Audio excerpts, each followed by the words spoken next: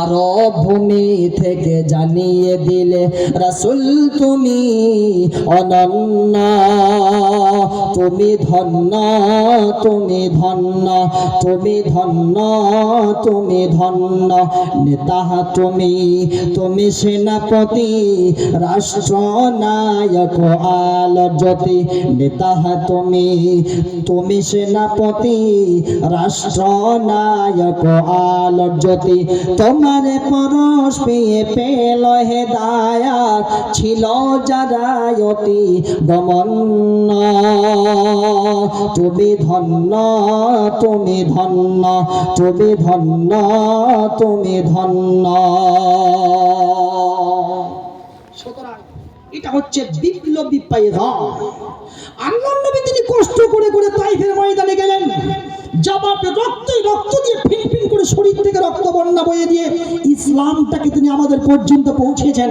আজকে ইসলামটা আমরা হালুয়া মনে করছি, তো লাড্ডু হ্যাঁ, আরে কি দরসে আগে বাস গিল্লো খালো বাস খাতাম, এই পর্যন্ত আমাদের কাছে শেষ, কিছু মনেই করি না।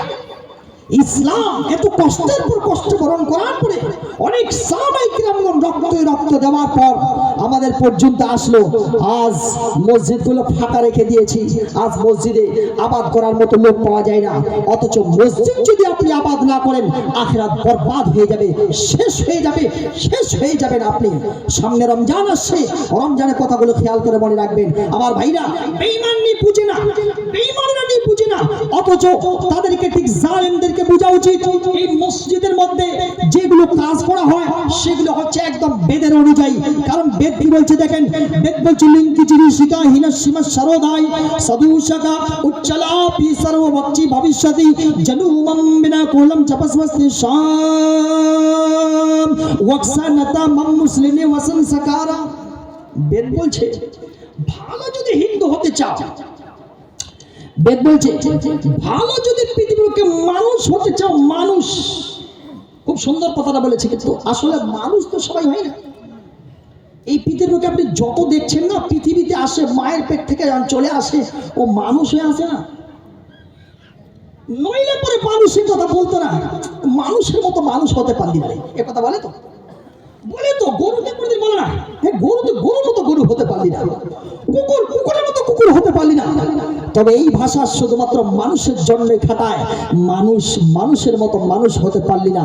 তার মানে পৃথিবীতে যত সবাই মানুষ আছে এরা আসলে মানুষ না, তবে মানুষ তাকে বানাতে হয়। এই জন্য বেদ বলছে কি, মানুষের মতো যদি মানুষ হতে চাও তাহলে কি করছে, উচ্চালাপি সর্বভক্তি ভবিষ্যতি জনুমম বিনা কলম। যদি উচ্চালাপি না দাও, আওয়াজ দিয়ে না দাও, তোমাদের ইবাদত করার জায়গাতে যিনি সৃষ্টি করেছেন এই মহান স্রষ্টা আল্লাহ পাকের জন্য তুমি যদি দিনে 5 বার করে যদি আওয়াজ না দাও, তাহলে তুমি কোনোদিন ভালো মানুষ হতে পারবে না।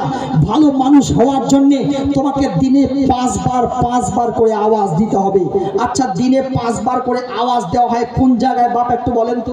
মসজিদে। মাশাআল্লাহ, একদম ফার্স্ট ক্লাস, ফার্স্ট পেয়ে নিয়েছেন দাদু আমার। মসজিদে শুধুমাত্র এই আওয়াজটা দেওয়া হয়, এই কথাটা পেলাম বেদের ভাষায়। তো বেদ বলছে দিনে 5 বার করে উচ্চালাপি আওয়াজ দিতে হবে। তাহলে বেদের অনুযায়ী তো মুসলমান তো খুব সুন্দর করে আমল করে যাচ্ছে, তাহলে এদের প্রতি এত হিংসা কিসের? প্রশ্ন হবে না? বেদ যেহেতু বলছি আওয়াজ দিতে বলছে, আজান দেওয়ার কথা বলছে ভালো একজন মানুষ হওয়ার জন্য, তাহলে আমরা মুসলমানরা ভালো মানুষ হয়ে পৃথিবীর বুকে চলার জন্য আমরা তো আওয়াজ দিচ্ছি, তাহলে আমাদের প্রতি হিংসা কেন এত? অথচ বেদ বলছে কি, অহিংসা সত্যম করো দস্তয়াগা শান্তি রপৈসনম দয়া বলে বলো। বেদ বলছে হিংসা করলে সব পাপ নিয়ে নিলে, হিংসা করলে সব কিছু পাপ নিয়ে নিলে।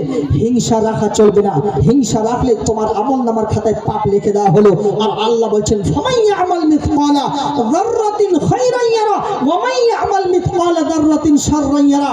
যদি বাপ বিন্দু মাত্র একটুখানি গুনাহ করে থাকো, আল্লাহ পাক ওইটুকু আমলনামার খাতায় লিখে নেবেন। বিন্দু মাত্র গুনাহ করে ফেললেও ওইটুকু আল্লাহ পাক লিখে দিবেন। হিন্দু ভাইরা বলছে আমরা যে বুঝতে পারলাম না, আপনাদের জন্য বেদ হচ্ছে এটা, আয়াতাতামাং তাং সাতাইবা বাজামিয়াহাম মামা বর্তমান বর্তন্দে মানুষ। মানুষ হতে চাও, মানুষ যদি ভালো রূপের হতে চাও, বলছে কি এই পৃথিবীর বুকে একটুখানি যদি গুনাহ করে, একটু বিন্দু মাত্র গুনাহ করো, বেদ বলছে এই তদাপি এই তথামং